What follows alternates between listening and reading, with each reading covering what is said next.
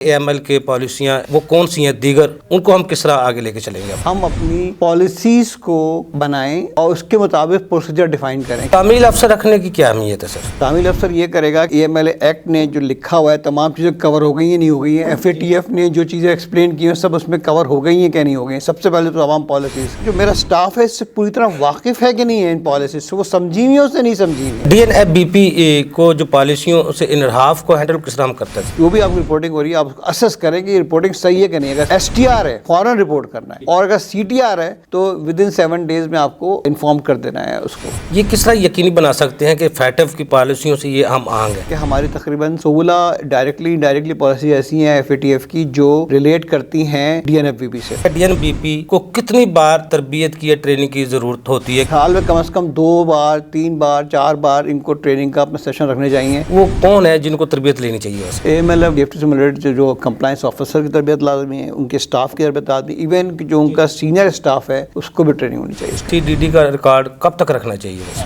आम ट्रांजैक्शंस होती हैं जो CDD रिकॉर्ड्स होते हैं वो तो आप रखें 5 साल, जो AML एक्ट की रिक्वायरमेंट है। STR का रिकॉर्ड या CTR का रिकॉर्ड है, इसको 10 साल रखना है आपको, 10 साल। तो जो DNFBP का लेन देन है उसके रिकॉर्ड को फिर महफूज किस तरह कर सकते हैं? क्लाउड जो है ना वो वहाँ से रिकॉर्ड कभी जाया नहीं होता। STR की रिपोर्ट जो बनाते हैं उसका क्या मेयार होना चाहिए?